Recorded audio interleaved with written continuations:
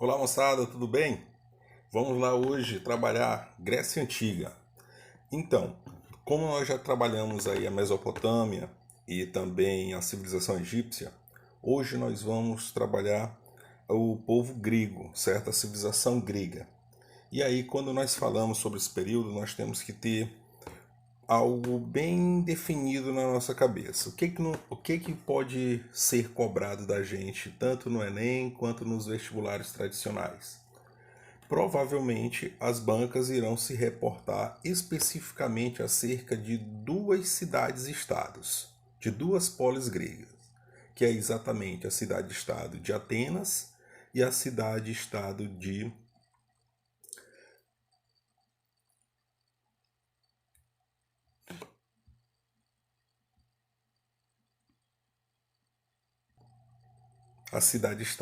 Esparta, tá? Então, galera, eu quero que vocês entendam logo inicialmente o seguinte: nós temos que entender a periodização da história grega, como a história grega ela é dividida. Ela foi dividida basicamente em cinco partes, né? Uma visão aí positivista da história, exatamente para que a gente possa organizar aí e se observar no espaço e no tempo. Galera, a primeira característica, né, a primeira periodização, a primeira definição aí, nós temos o período pré-homérico, creto-micênico, que vai desde o século XX ao século XII a.C. Esse período ele é caracterizado basicamente pelo período de povoamento da Grécia Antiga, tá? Onde ocorre a migração e o assentamento de povos como os aqueus, que fundaram a cidade-estado de Micenas, certo? É nesse período também que ocorre a edificação de palácios, de templos e fortalezas. E também os gregos começam já a utilizar a escrita a partir desse momento. Uma característica importante aí é que logo no período seguinte, que nós chamamos de período homérico, que vai do século XI ao século VIII a.C., nós observamos o desaparecimento dessa escrita que foi iniciada no período pré-homérico, tá certo? E aí, ó, nesse período homérico, nós temos aí como evidência o período que teriam sido criados os poemas da Ilíada e Odisseia, certo? Que são atribuídos ao poeta Homero, tá? Isso é uma característica muito importante. Nós temos aí a transmissão oral da cultura, tá certo? Exatamente por conta do desaparecimento da escrita, certo? E no período seguinte, que nós conhecemos como período arcaico, que vai do século VIII ao século V, que tem por característica a formação da cidade-estado grega, conhecido como polis. Eu quero me reportar um pouquinho a esse momento, porque é muito importante para nós, para que a gente entenda que a cidade-estado grega ela é um pouco diferenciada, né? Eu posso dizer totalmente diferenciada do que nós conhecemos hoje como cidade, como municípios nos dias de hoje. Por exemplo, nós estamos residindo aqui no município de Santa Inês, tá certo? E aí o que que acontece? Onde aqui nesse município nós sabemos que esse município ele tem um prefeito municipal, onde os municípios do Maranhão estão reunidos sob a tutela de um governador de estado e o conjunto de estados, né, o conjunto da federação no Brasil está sob a tutela do presidente da República. Então, o que eu quero mostrar para vocês? Qual é a característica principal de uma cidade-estado? A característica principal de uma polis grega é que exatamente ela é independente, tá? Então ela tem as suas próprias características políticas que nós vamos apresentar na aula, tá certo? Então ela é totalmente independente. Não depende, não tem uma estrutura superior, não existe uma hierarquia que comande essa cidade-estado grega, tá certo? Então essa característica aí da cidade-estado grega, da polis grega, surge exatamente no período arcaico. Já no período clássico, nós temos no que predominou entre os séculos 5 e 4 a.C., nós temos por característica um período no qual as cidades gregas atingiram o seu apogeu, tá? É exatamente nesse período aí que nós temos o apogeu das polis gregas.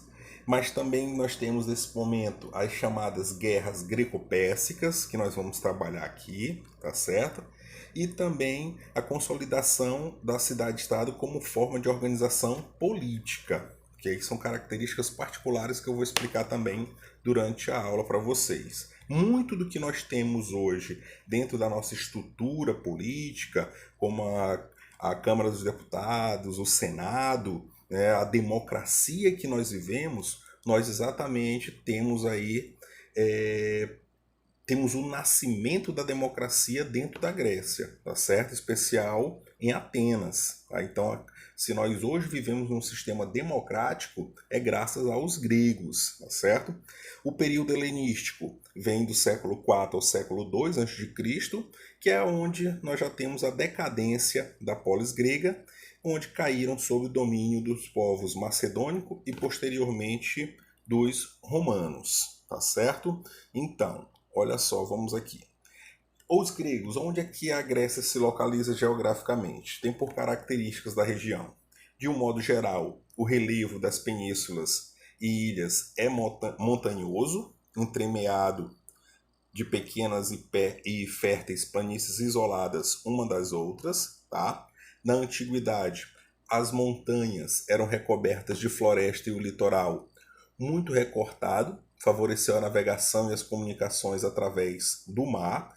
Então, como característica que eu falei para vocês, lembre-se que quando eu falei nas aulas passadas em relação a questões que tratam sobre o comando, sobre a questão marítima, sobre o domínio marítimo, então eu colocava para vocês, tinham questões lá de Egito, né, que falava sobre esse domínio marítimo. Eu falei para vocês, ó, isso é característica da civilização grega, tá certo? Então aí a gente já observa, né, com essa localização geográfica, o que favorece o desenvolvimento dos gregos em relação ao desenvolvimento marítimo.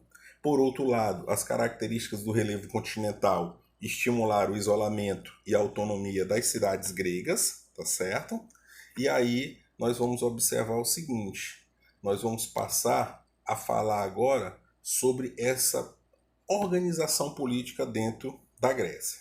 Galera, inicialmente nós temos que entender o seguinte, que os povos gregos, eles viviam em uma terra onde quem comandava os grupos, certo, era um ancestral comum. Quem comandava essas comunidades era um ancestral comum. E eles denominavam essas comunidades como genes ou genos. Veja bem, o que eu quero falar para vocês?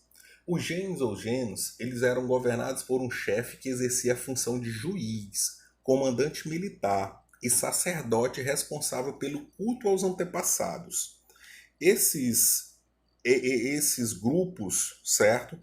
Como eu disse para vocês, eles eram governados, eles eram liderados por um ancestral comum que ele detinha todo o poder sobre os demais, sobre os mais novos.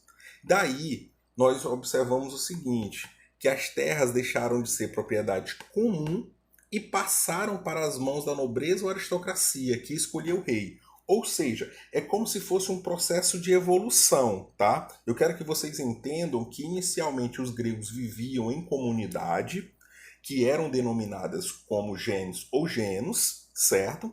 E esses genes ou genos, com a sua evolução, nós vamos observar que vão deixar de existir. E essa propriedade comum, ela já passou a ser direcionada não mais por aquele ancestral comum, e sim por um grupo que é denominado como os nobres ou como os aristocratas, tá certo?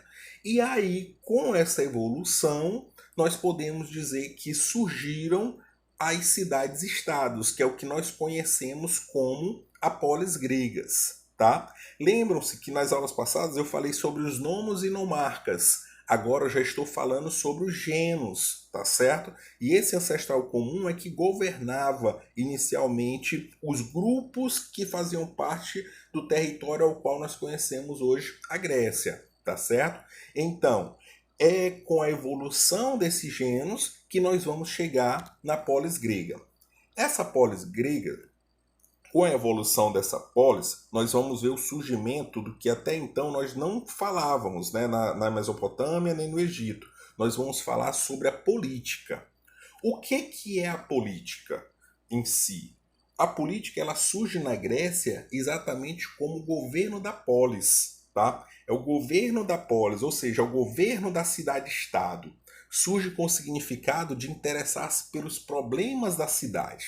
Então eu sempre destaco que quando nós vamos falar sobre política, nós vamos falar sobre problemas. É exatamente procurar fazer com que se encontre soluções para os problemas. E dentro da política, aí nós vamos ter algumas características que são essenciais para que a gente possa entender a sociedade.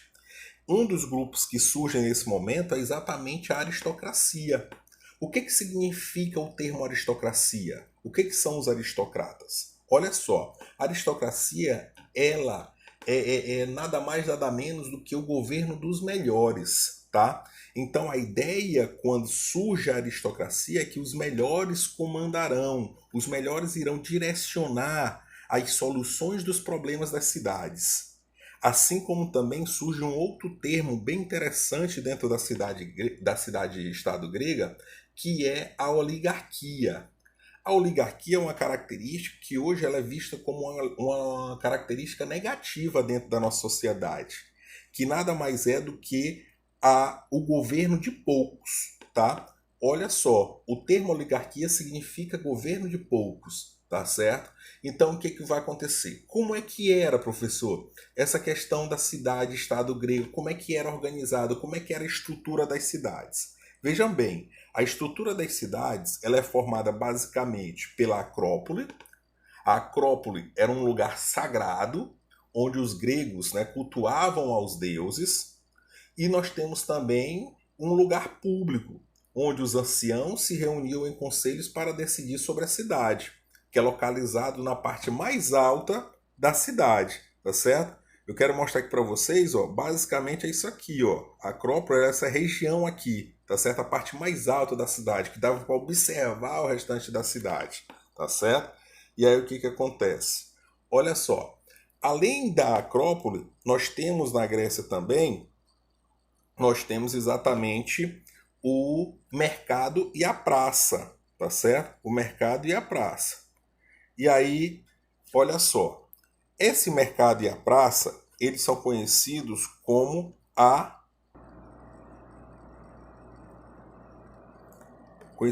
ágora, tá? Onde se reuniam para tratar de negócios, protegido por uma muralha. Além muro estavam os campos, que eram conhecidos como a cora, onde se desenvolviam a agricultura e cuidavam de pequenos rebanhos. Então, basicamente, a estrutura das cidades-estados, né, ela é formada por Acrópole, pelo mercado e a praça, tá certo? E, logicamente, que tinha um local de cultivo dos alimentos, que era a cora, tá certo? Olha só, os gregos, como povos conquistadores, povos que exatamente desbravavam além de seus limites geográficos, então nós temos por característica grupos estrangeiros e camponeses arruinados partiram em busca de conquistar novas regiões. E aí nós temos, como eu já destaquei para vocês, o desenvolvimento do comércio marítimo e os gregos formam aí seu exército. O exército grego eles eram conhecidos como os hoplitas, tá certo? É importante que a gente também lembre sempre desse termo hoplitas, que costumeiramente são cobrados nas nossas avaliações, certo? Nos exames vestibulares. Veja bem, galera, eu quero me reportar agora, além de passar por essa questão política, né, essa organização política que eu citei para vocês, eu quero que vocês agora se dediquem a entender como era estruturada a sociedade grega, tá? Como a sociedade grega estava estruturada. Primeiramente, nós vamos falar sobre a sociedade ateniense. Essa sociedade ateniense, ela é descendente dos jônios. E aí, o primeiro ponto que eu quero destacar para vocês é que o termo cidadão, ele nasce na Grécia. O que é cidadão na Grécia? É filho de pai e mãe ateniense maior de 18 anos. Perceba o que eu falei. Filho de pai e mãe ateniense maior de 18 anos. Professor, por que filho? Porque mulheres, eles não tinham direitos na Grécia. As mulheres não eram consideradas cidadãs na Grécia, tá? Então, eu tenho que entender que cidadãos na Grécia é somente homem maior de 18 anos. Esses sim participavam do governo e tinham muitos direitos. Podiam ter propriedade e pagavam impostos. Não trabalhavam, tá certo? Então o que que acontece? Esse grupamento aí nós conhecemos como os eupátridas. Todas as vezes que nós tivermos alguma questão falando sobre cidadãos na Grécia, eu vou logo me lembrar da sociedade ateniense, tá? Eu vou logo me lembrar dos eupátridas. Vocês observam que nessa pirâmide aí da sociedade ateniense, logo abaixo dos cidadãos, nós temos as mulheres. Essas mulheres, elas têm características. Elas podem ser livres ou não.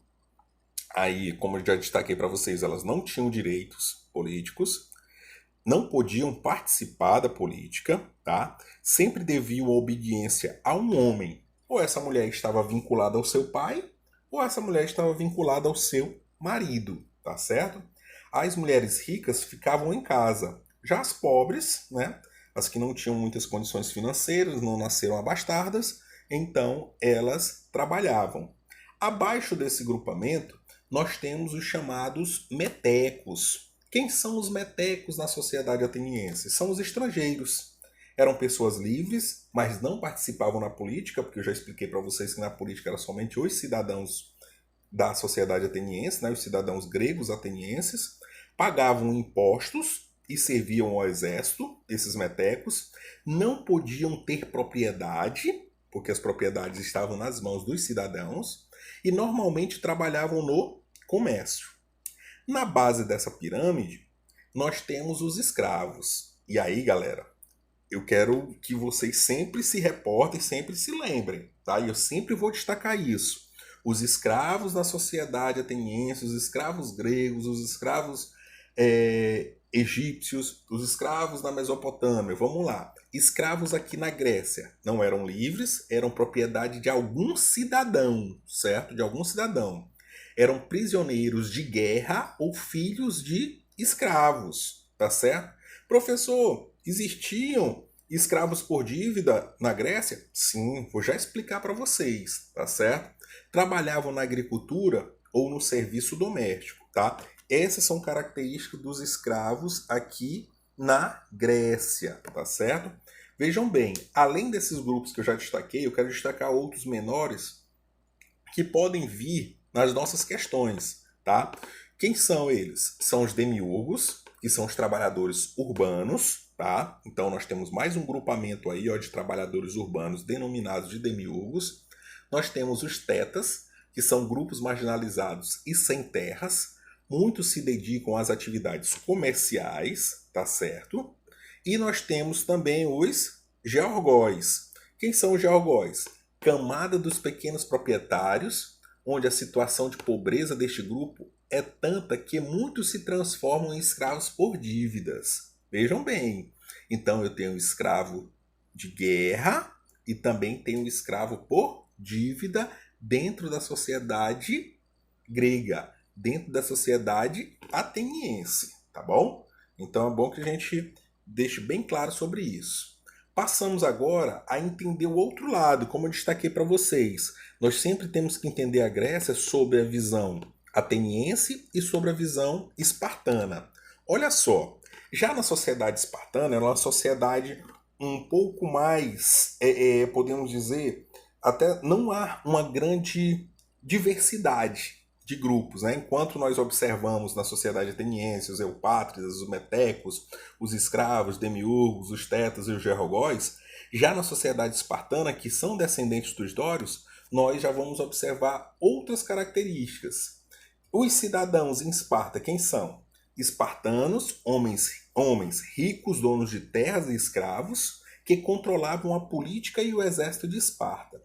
Esse grupo, né, de espartanos, ele é conhecido como os esparciatas, tá? Enquanto lá em Atenas eles são conhecidos como eupátridas, aqui em Esparta são conhecidos como esparciatas. Aí vocês podem me perguntar, professor, lá em Esparta é a mesma característica? Tem que ser filho de pai e mãe ateniense maior de 18 anos? Não, não existia essa característica, tá certo?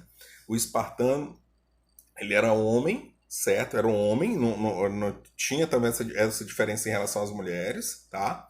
Então eram os homens também, porque a sociedade grega ela é uma sociedade que nós podemos, comparando com a sociedade egípcia, ela é uma sociedade altamente machista, certo? Que controlavam a política e o exército de Esparta.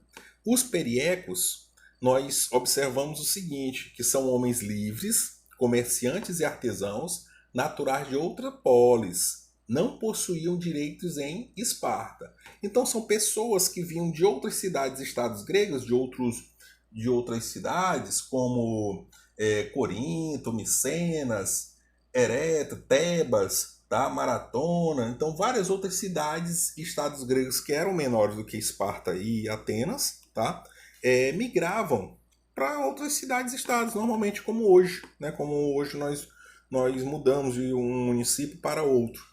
Então, esse grupo que trabalhava com o comércio, com o artesanato, eles eram conhecidos como os periecos. E na base da sociedade espartana, era uma sociedade onde os escravos eram pertencentes ao Estado espartano, ou seja, não era para a pessoa, como nós observamos aos eupátridas, eram para as pessoas lá em Atenas.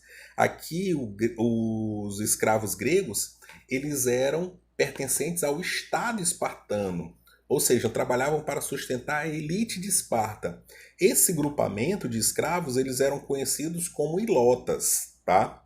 Eu quero também destacar para vocês o seguinte, que dentro dessa sociedade espartana, ela era uma sociedade onde ela era mais voltada para a guerra, para as conquistas de territórios. E nós vamos explorar com vocês aqui alguns eventos importantes dentro da sociedade grega de guerras, de conflitos. E aí, basicamente, né, nós vamos observar que os grupos gregos, tá, no caso em Esparta, eles se destacavam por conta da preparação desde a criancice. Desde os 7 anos de idade, as crianças já eram preparadas para a guerra em Esparta, diferentemente da sociedade em Atenas. Em Atenas, as crianças já eram voltadas para as letras, certo? Para o estudo. Tanto é que nós vamos aí ter na sociedade ateniense, né? Algumas produções literárias que são lidas até os dias de hoje, como a Ilíada e a Odisseia. Já em Esparta, não. Em Esparta, as crianças eram preparadas para guerras desde muito cedo, desde os 7 anos de idade. E quero ainda destacar para vocês, a sociedade espartana era tão focada nessa questão de guerras e que as pessoas deveriam ser saudáveis e ser pessoas preparadas para a guerra fisicamente, ao ponto de crianças que nasceram com algum problema físico, elas eram descartadas, tá certo? Elas eram descartadas, eram jogadas, assim que nasciam, elas eram jogadas fora, tá bom? Então, eu quero que vocês, nesse primeiro momento, entendam aí essa sociedade grega, uma sociedade que é onde nós temos o nascimento da política, nós temos o nascimento da democracia na Grécia, em especial na sociedade ateniense, e como é que era o comportamento e como é que era a formação desses dois grupos, né? Tanto da sociedade da polis grega de Atenas como da polis grega de Esparta, ok? Já daqui a pouco a gente já continua com como é que era a formação desse estado espartano.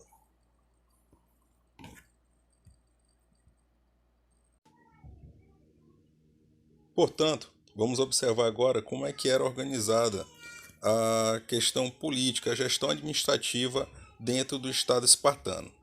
Primeiramente, o Estado espartano ele é diferenciado porque nós tínhamos estabelecido lá uma diarquia, ou seja, nós temos 2 reis. Olha só a diferença.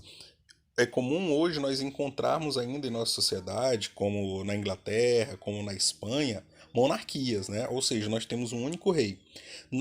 Em Esparta, nós tínhamos uma diarquia, onde nós tínhamos 2 reis, um com uma função militar e o outro com uma função religiosa, tá certo? E aí, como é que era essa administração política dentro do Estado espartano? Primeiro, nós tínhamos lá a Gerúsia. A Gerúsia, que era um conselho vitalício de anciãos, constituído pelos 2 reis e mais 28 esparciatas maiores de 60 anos, com função administrativa, legislativa e judiciária. Lembre-se, quem são os esparciatas lá em Esparta? São exatamente, né, os cidadãos em Esparta, tá? São aquelas pessoas que eram consideradas cidadãos, como eu já expliquei para vocês anteriormente. Uma outra estrutura administrativa institucional dentro de Esparta é exatamente a Ápela, certo? O que é a Ápela? Era a assembleia formada por cidadãos espartanos maiores de 30 anos, onde elegia os membros da Gerúsia e aprovava ou rejeitava as leis. Se nós formos observar que dentro dessa estrutura institucional aqui, para a nossa estrutura atual, né, dentro de uma república democrática como é o Brasil, nós podemos aí, guardadas as devidas proporções, nós poderíamos dizer que a Gerúsia seria o Senado e a Ápela seria a Câmara dos Deputados, tá certo?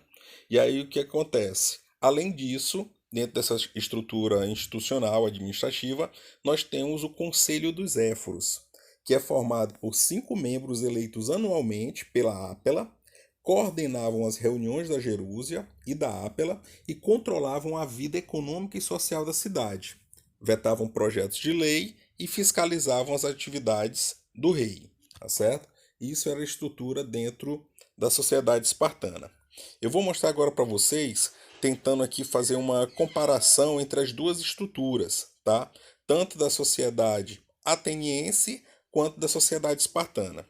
Vejam só, eu tenho aqui nesse momento, na estrutura ateniense, eu tenho uma monarquia, tá? Em Atenas era formada por um único rei, monarquia, enquanto na estrutura política espartana nós temos uma diarquia, 2 reis. E aí, em Atenas, nós temos a Assembleia do Povo, formada, também conhecida como Eclésia, tá? Nas questões podem vir como Eclésia, que são formadas pelos cidadãos. E nós temos, além da Eclésia, nós temos o Conselho dos 500, também conhecido como Bulé. Como é que era feita a escolha, como é que as pessoas faziam parte da Bulé? Essa escolha dos 500 cidadãos que faziam parte da Bulé era feita anualmente através de sorteio, tá? Era através de sorteio que os cidadãos faziam parte do Conselho dos 500. Nós tínhamos, além do conselho, além da Bulé e além da Eclésia, nós tínhamos uma figura conhecida como os estrategos. Quem são os estrategos? Os estrategos são os chefes do governo ou do comando do exército, tá certo? E aí, o que vai acontecer? Olha só. Eles é que são responsáveis pela execução dos projetos aprovados pela Eclésia, tá? Pela Assembleia do Povo. Então, são os estrategos que colocam em prática. Quando do governo de Clístenes, nós temos também a criação do ostracismo. O que foi o ostracismo? Nada mais é do que a suspensão dos direitos políticos e a expulsão da cidade por 10 anos. Então, aquele indivíduo que era mal visto dentro da sociedade ateniense, que causou algum problema, ele tinha, no caso, cidadãos, né? Perderia os seus direitos políticos e era expulso da cidade por 10 anos, tá certo? No governo de Clístenes também é que nós vamos observar que vai ser a criação do modelo democrático ao qual nós conhecemos hoje. Agora eu quero chamar a atenção de vocês o seguinte: vocês devem refletir acerca dessa situação. A democracia grega, apesar do mesmo nome que nós temos hoje, ela era muito diferente. Por quê? Porque se nós observarmos, a democracia ateniense era uma democracia elitista, porque só privilegiava uma minoria, só uma minoria tinha direitos. A sociedade ateniense era uma sociedade patriarcal, porque ela excluía as mulheres. E era, além disso, uma sociedade escravista, porque eram os escravos que sustentavam a riqueza dos senhores, tá certo? Então a gente tem que observar o momento histórico, saber discernir. Apesar de nós estarmos falando em surgimento da democracia lá na Grécia Antiga, não quer dizer que as mesmas características que existia lá no passado foi trazida até os dias de hoje. Se nós observarmos a democracia hoje, no Brasil especificamente, que é o que a gente está presente, que a gente conhece o cotidiano, todas as pessoas maiores, né, até eu não posso dizer nem maiores, mas a partir dos 16 anos de idade pode exercer o direito à cidadania, de escolha de seus representantes. Um ponto também que eu quero chamar a atenção de vocês é que nós, como eleitores, nós, através do voto, repassamos a responsabilidade aos eleitos para que nos representem. Lá na Grécia Antiga, eu tinha a possibilidade de, como cidadão, também poder me manifestar. Então, é um pouquinho também diferente, tá certo? Então, tudo isso aí deve ser levado em conta, tá bom? Então, quanto à estrutura política em Esparta, nós temos também os éforos, tá? Que era exatamente em Esparta o poder executivo, que são eleitos anualmente. E aí, como eu disse para vocês, nessa estrutura nós temos aí a diarquia, o controle do exército e da religião por parte de dois reis. O exército dentro de Esparta era conhecido como os hoplitas, que eram formados por homens entre 18 e 30 anos de idade. Já chamei a atenção de vocês também que esse exército era formado por homens que eram treinados desde a sua criancice, desde 7 anos de idade, já eram formados para ir para o exército, tá? Então a ideia dos espartanos era sempre essa. Dentro da estrutura também política em Esparta, nós temos os 28 gerontes, que nada mais é do que o poder legislativo, formado também por Conselho dos Anciãos, com mais de 60 anos, então não tem muita diferença, né, do que eu já expliquei em relação a Atenas. E nós temos também os periecos, que eram convocados para o exército. Além disso, nós temos aí uma força camponesa, uma força que vem do campo, que são os ilotas, tá? Os ilotas faziam parte desse processo dentro da estrutura política administrativa de Esparta. Galera, aqui nós vamos passar agora a falar sobre uma reforma muito importante que ocorreu dentro da história da Grécia Antiga, que é a reforma proposta por Drácon e Solon. Quem foi Drácon, quem foi Solon, para que vocês possam ter ideia. Drácon, ele foi um legislador grego que defendia que o Estado deveria instituir as leis e não mais os eupátridas, tá? Que eram os descendentes dos fundadores, que era o que era comum naquela época. Os eupátridas instituíam as leis. E aí, com a reforma de Drácon, né, proposta por Drácon, deveria ser exatamente o Estado. Já o Solon, ele deu uma grande contribuição quando ele começou a pregar o fim da escravidão por dívidas. Tá? Não deveria mais existir na Grécia a escravidão por dívidas, assim como também a devolução das terras aos camponeses endividados, certo? São bandeiras levantadas aí por Solon. E pregou também que deveria haver o resgate de atenienses escravizados ao estrangeiro, que é o que nós conhecemos como escravo por guerra. Né? Então ele defendia também que aquele escravo por guerra que era ateniense deveria ser devolvido ao território grego, ao território ateniense, tá? Então são grandes transformações aí, são grandes defesas, tanto instituídas por Drácon quanto também pelo Solon, tá certo? São as contribuições deles.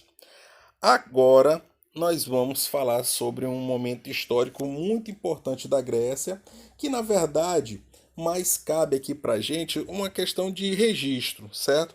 Dificilmente nos nossos livros, nas nossas avaliações, né, tanto no Enem quanto também nos vestibulares tradicionais, eles vão querer saber especificamente sobre a Guerra de Troia. Mas é importante que nós saibamos acerca desse conflito bélico por exatamente ter uma grande contribuição dentro da nossa sociedade. Dentre vários conflitos que nós vamos ter entre vários povos, de gregos com troianos, gregos com os persas, nós podemos chamar a atenção aí da Guerra de Troia, que ocorreu por volta do século 13 ao século 12 a.C. Essa guerra ela foi deixada para nós através do poeta Homero, né?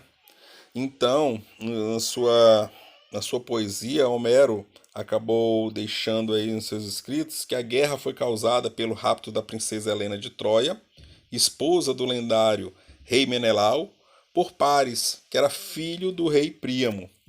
E aí, essa guerra ela ocorreu quando o príncipe troiano foi a Esparta em missão diplomática e acabou apaixonando-se por Helena.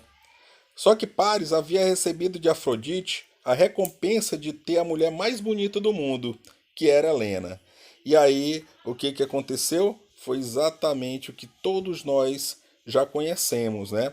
Onde, onde os gregos, né, teriam dado um cavalo de madeira em reconhecimento à vitória dos troianos sobre os gregos.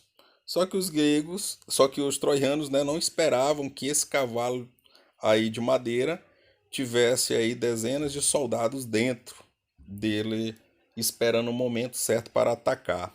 E aí depois que entraram dentro das fortificações de Troia, à noite esses guerreiros saíram de dentro do cavalo de madeira, surpreenderam o exército troiano e acabaram tomando o território, tá certo?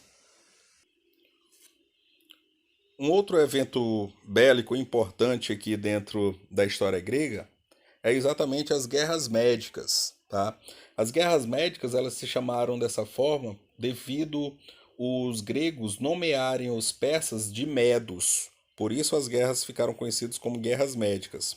E o conflito dessa guerra ficou dentro do século V a.C., tá? Também conhecida como guerras greco-pérsicas. E aí, o que aconteceu? É importante, né, já saber de antemão que é devido às guerras médicas que nós vamos ter o surgimento da chamada maratona, certo?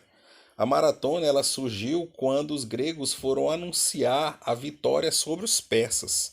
E aí o responsável por anunciar, né, a pessoa que ficou responsável por dar essa notícia na Grécia, correu cerca de 42 quilômetros. Por isso que a maratona hoje ela tem cerca de 42 quilômetros e alguns metros, se eu não me engano, 180, salvo engano, 185 metros.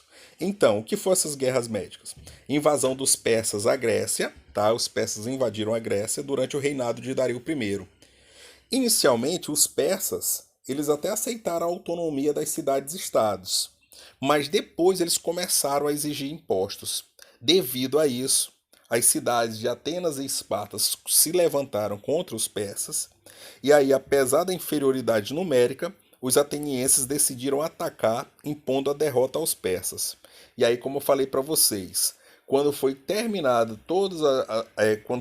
essa batalha, a batalha chamada Batalha de Maratona, conta-se que um ateniense correu cerca de 42 quilômetros, né, o mensageiro, até a cidade para anunciar a vitória. Esse fato acabou dando origem às atuais maratonas, tá? E aí o que acontece?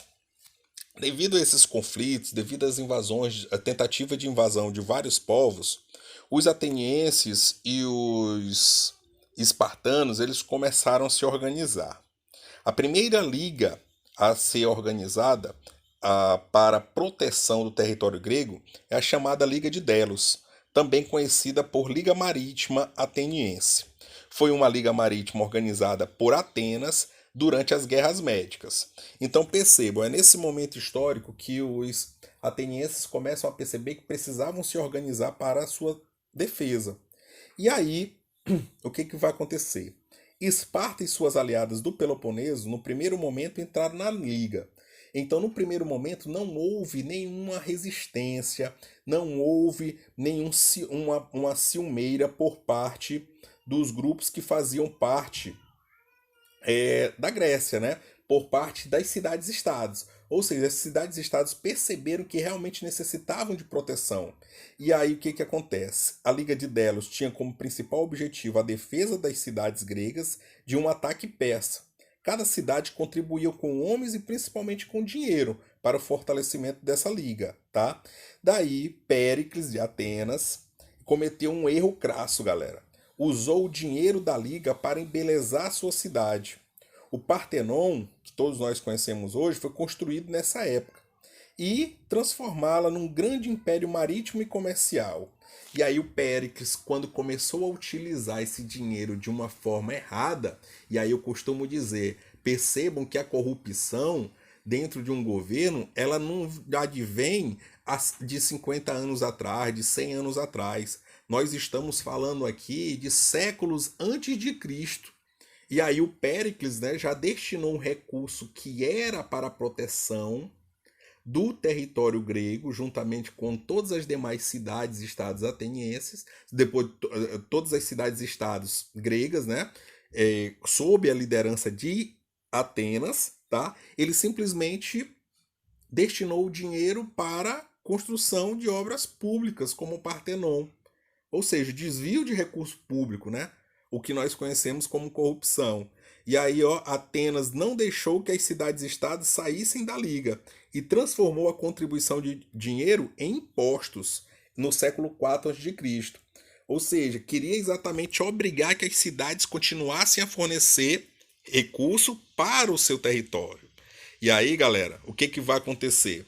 Por conta disso, por conta de toda a insatisfação em relação a Atenas, nós vamos ter um outro conflito, agora um conflito interno, um conflito, uma guerra civil, que é a chamada Guerra do Peloponeso. Essa Guerra do Peloponeso, ela ocorre a partir do surgimento da Liga do Peloponeso.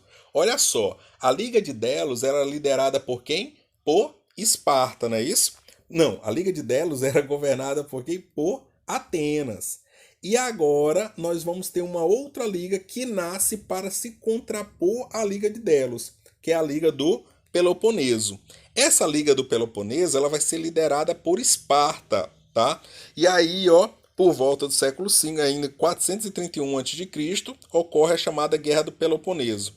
Em 404 a.C., ocorre o fim da guerra com a vitória de quem? De Esparta, que torna-se nesse momento a cidade mais poderosa da Grécia, tá? Em 371 a.C., a cidade de Tebas colocou fim à hegemonia espartana. Esparta e Atenas fazem aliança para derrotar Tebas nesse momento.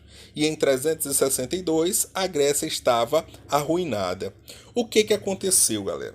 Aconteceu nesse momento que, por conta da guerra civil grega, houve uma fragilidade do território. Houve uma fragilidade por parte das cidades-estados. A partir do momento que a Liga de Delos, a Liga do Peloponeso, não estava fazendo o seu dever de casa, que era exatamente proteger o seu território contra os inimigos externos, pois estavam brigando internamente, simplesmente agora Filipe II conquista a Grécia. Simplesmente agora Alexandre o Grande, entre 334 a 323, deu continuidade à expansão do Império Macedônico. E aí o Filipe II, que era o rei da Macedônia, invadiu a Grécia, aproveitando um momento de fragilidade por parte das cidades-estados gregas, tá certo? Então é muito importante que a gente passe a entender por que houve o declínio dos gregos. Por que houve o declínio das polis gregas? O declínio ocorreu exatamente por conta de uma briga interna evidenciada pelas cidades-estados de Atenas e de Esparta, tá bom? Agora nós vamos passar a entender um pouco mais acerca do pensamento filosófico desse momento, onde nós vamos ter agora, na Grécia, o surgimento de um pensamento racional, para explicar o homem e o cosmos. E é importante que a gente entenda que nesse momento surgem os filósofos sofistas, tá, galera?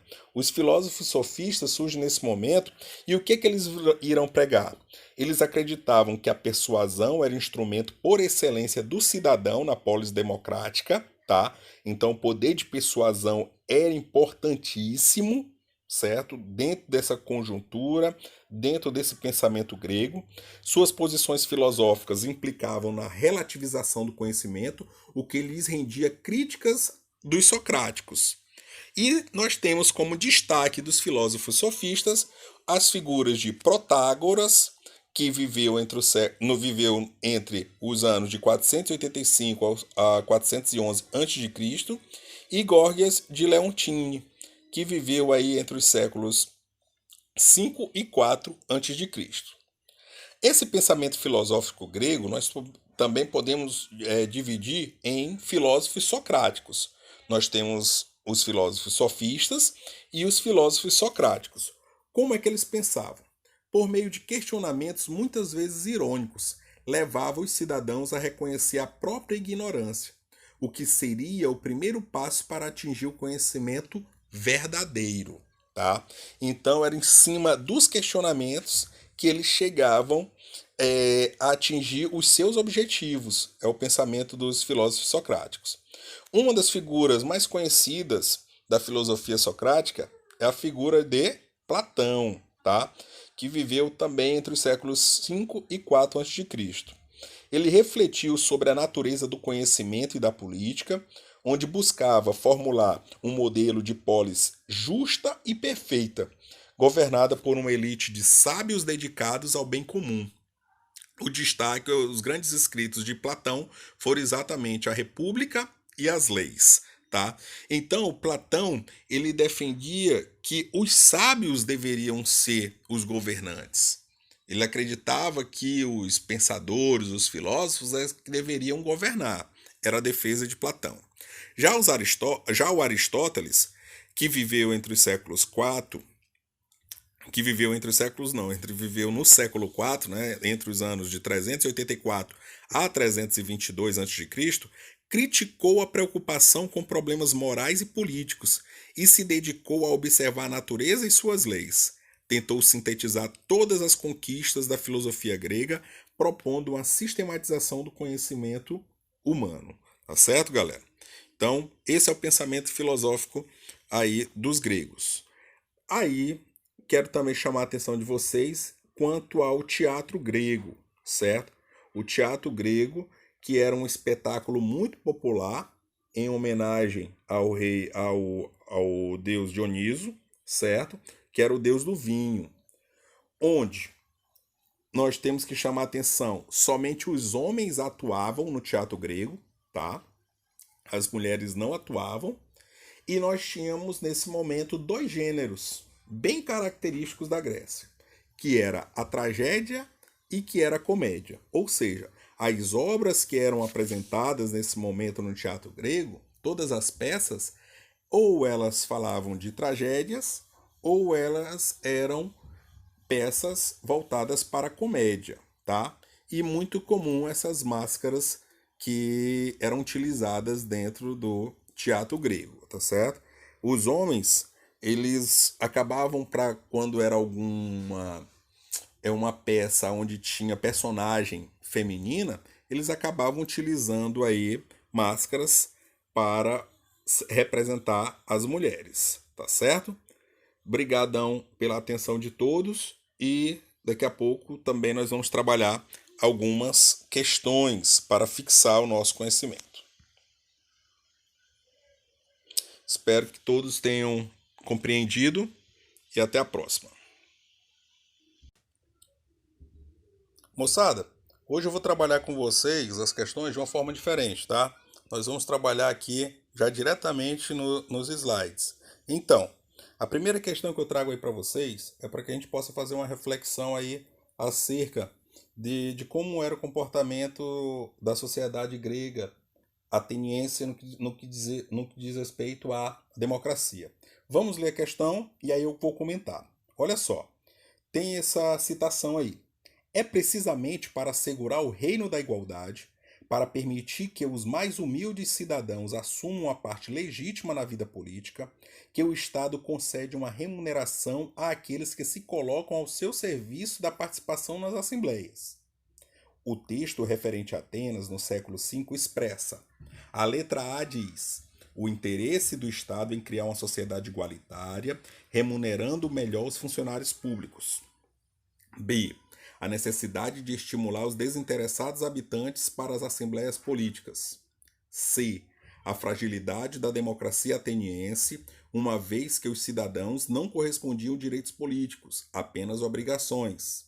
D. A preocupação do regime democrático em garantir o direito de igualdade política aos cidadãos atenienses mais pobres. Letra E. A determinação dos tribunais atenienses em banir a escravidão no vasto território grego sob seu domínio. Olha só. Aí você marcaria qual opção? Tá. Vamos aqui pensar um pouco. O que a citação nos diz? A citação ela fala exatamente sobre uma remuneração àqueles que se colocam ao seu serviço da participação nas assembleias. Está falando sobre Atenas. Atenas é o berço da democracia, né, professor?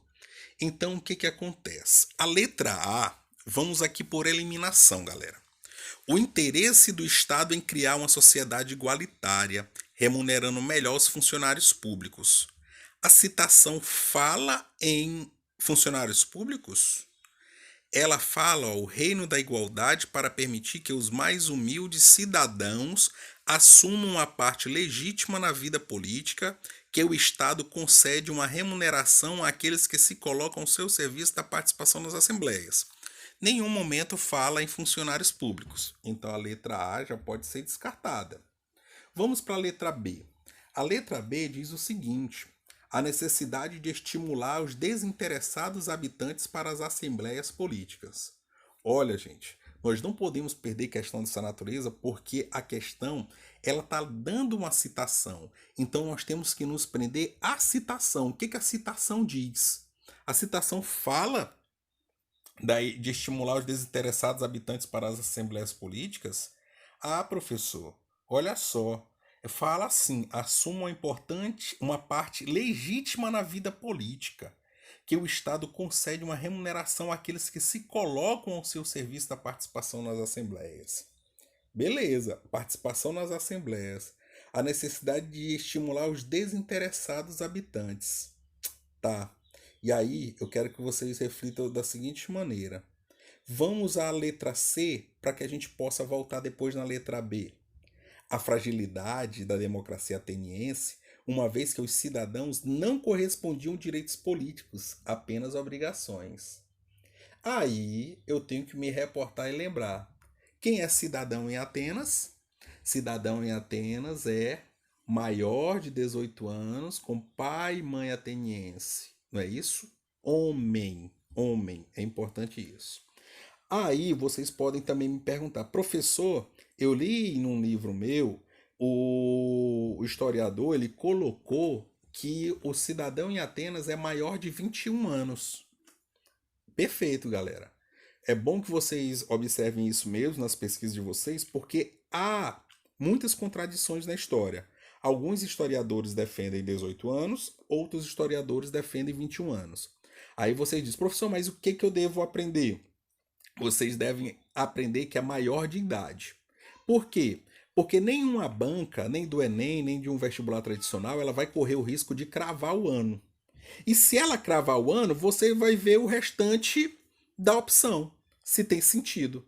Se tiver sentido, beleza. Ela não vai estar errada lá só pelo fato dele ter colocado 18 ou 21 anos, tá certo? Então é bom que a gente aprenda isso, porque as bancas, elas é uma questão até passível de ser questionada e de ser anulada se ela se prender somente à idade, tá certo? Mas provavelmente na opção ela vai estar afirmando algo a mais e não se prender somente a isso, tá certo? Então eu quero que vocês se prendam a essas questões e entender quem é cidadão em Atenas? Filho de pai e mãe ateniense maior de idade, ou seja, maior de 18 anos ou maior de 21 anos, e aí isso vai ser o de menos na questão, tá certo? Então, a letra C também está errada, porque o cidadão ele tem direitos políticos, certo? Ele não tem somente apenas obrigações. Letra D diz: a preocupação do regime democrático em garantir o direito de igualdade política aos cidadãos atenienses mais pobres. Veja só, a opção está lhe dizendo a preocupação do regime democrático em garantir o direito de igualdade política aos cidadãos atenienses mais pobres. Se eu digo que cidadão em Atenas é filho de pai e mãe ateniense maior de idade, então não importa a questão social dele. Não importa se ele é rico ou se ele é pobre. O que importa é dele ser filho de pai e mãe ateniense e ser maior de idade. E aí, quando a citação fala exatamente dessa ajuda financeira, fala exatamente as pessoas que têm maior necessidade econômica. Então, a opção correta é a letra D. Mas, professor, por que a letra E está errada? A determinação dos tribunais atenienses em banir a escravidão no vasto território grego sob o seu domínio não tem nada a ver com a citação acima. Tá certo, galera? Então, aí, nós já podemos ver que a opção correta é a letra D, ok? Vamos para a próxima questão. No período de 750 a 338 a.C., a Grécia Antiga era composta por cidades-estados, como por exemplo Atenas, Esparta, Tebas, que eram independentes uma das outras, mas partilhavam algumas características culturais, como a língua grega. No centro da Grécia, Delfos era um lugar de culto religioso frequentado por habitantes de todas as cidades-estados. No período de 1200 a 1600 depois de Cristo, né, já do século 12 a 16, na parte da Amazônia brasileira, onde hoje está o Parque Nacional do Xingu, há vestígios de 15 cidades que eram cercadas por muros de madeira e que tinham até 2.500 habitantes cada uma. Essas cidades eram ligadas por estradas a centros cerimoniais, com grandes praças. Em torno delas havia roças, pomares e tanques para a criação de tartarugas. Aparentemente, epidemias dizimaram grande parte da população que lá vivia. A fonte é a Folha de São Paulo, de agosto de 2008, adaptado.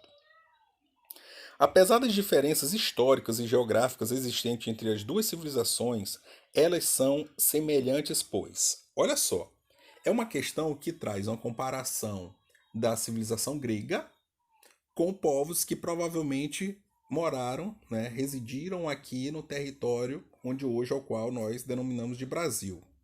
Então, o que acontece? Um está lá na Europa, outro está aqui na América do Sul. A opção letra A diz: as ruínas das cidades mencionadas atestam que grandes epidemias dizimaram suas populações. A população grega ela foi dizimada? Nós sabemos que não, né? Foram os povos macedônicos que invadiram. Então a letra A já está fora. Letra B. As cidades do Xingu desenvolveram a democracia, tal como foi concebida em Tebas. No texto não fala nada sobre democracia no Xingu, né? Então, é como eu sempre digo para vocês, vamos nos prender ao texto base, à citação, tá? Então a letra B também está fora de cogitação. A letra C diz: as duas civilizações tinham cidades autônomas e independentes entre si. O texto fala sobre isso. Então a opção correta é a letra C. Mas por que não a letra D? Os povos do Xingu falavam a mesma língua, tal como nas cidades-estados da Grécia. Eu não tenho essa informação aqui, tá certo? Então também está fora. E letra E, as cidades do Xingu dedicavam-se à arte e à filosofia, tal como a Grécia. Também não tenho essa informação, portanto, a letra C é a opção correta. Tá certo, galera? Não vamos perder questão aí por bobeira, tá bom? Olha só, outra questão aí com duas citações, dois textos. Então vamos aqui interpretação, né? É muito importante pra gente. Olhamos o texto 1 diz: olhamos o homem alheio às atividades públicas não como alguém que cuida apenas de seus próprios interesses, mas como um inútil. Nós, cidadãos atenienses, decidimos as questões públicas por nós mesmos, na crença de que não é o debate que é empecilho à ação, e sim o fato de não se estar esclarecido pelo debate antes de chegar a hora da ação. texto aí de Tucídides em História da Guerra do Peloponeso, tá? Texto 2. Um cidadão integral pode ser definido por nada mais, nada menos que pelo direito de administrar justiça e exercer funções públicas. Algumas destas, todavia, são limitadas quanto ao tempo de exercício, de tal modo que não podem, de forma alguma, ser exercidas duas vezes pela mesma pessoa, ou somente podem sê-lo depois de certos intervalos de tempos pré-fixados. Aristóteles em Política. Comparando os textos 1 e 2, tanto para Tucídides quanto para Aristóteles, a cidadania era definida pelo. Galera, aí não tem nem dúvida. Aí a opção, eu tenho a letra A, prestígio social, letra B, acúmulo de riqueza, letra C, participação política, eu tenho local de nascimento e a letra E, grupo de parentesco. Observando o texto, vou lhe dar 5 segundos para responder. Qual a opção correta? Galera, a opção correta é a letra C, participação política, tá certo? Não tenho nem dúvidas acerca disso, tá? Então a letra C é a opção correta.